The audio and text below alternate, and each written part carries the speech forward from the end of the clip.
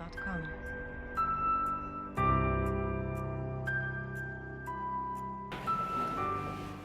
Hola, bon dia. Coneixes la reflexoteràpia podal? Doncs ja t'explicaré una miqueta de què va i per què serveix i per què pot anar bé. Mira, la reflexoteràpia és una tècnica molt antiga que ja es feia servir a Egipte fa molts anys. Llavors, consta que és una tècnica que treballa a base d'unes pressions amb uns punts reflexes del peu on està representat tots els òrgans interns del cos. Llavors, quan tu fas un impuls amb aquest punt reflex, el que fas és activar a nivell de meridians tot el conducte fins a arribar a l'òrgan que estàs pressionant i el que fas és activar l'energia. També si l'òrgan està treballant a una velocitat excessiva, és a dir, que va accelerat, doncs el pots sedar.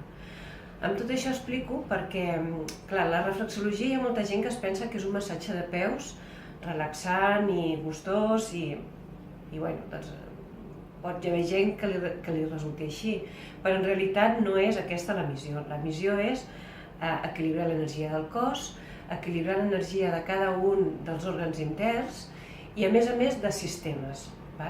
Llavors, què passa? Que la reflexoteràpia podal va molt bé per quan hi ha aquell tipus de problemes una miqueta de difícil solució, com ara poden ser les migranyes, o poden ser insomni, o poden ser problemes digestius, problemes menstruals. Llavors, què fa? Que tot això el que fas és equilibrar tot el sistema que està implicat perquè hi hagi un bon resultat. Com a conseqüència, hi ha un sistema d'ajustaments. Normalment, després d'una sessió de reflexoteràpia, hi ha un sistema de neteja, és a dir, una persona pot tenir com a més son, o pot notar que té com a mucositat o ha d'anar més al lavabo, però precisament és perquè està treballant i està netejant si hi ha algun bloqueig a nivell intern. Llavors, per qui és aconsellable una sessió de reflexoteràpia? Doncs bàsicament per tothom.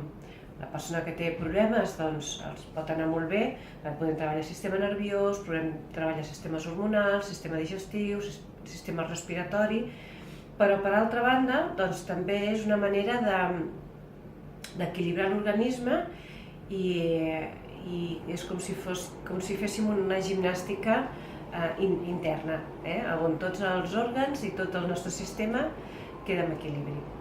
Així doncs, si et sembla que et pot interessar, doncs ja saps, ens truques i fem una sessió, d'acord? Que tinguis molt bon dia. Gràcies.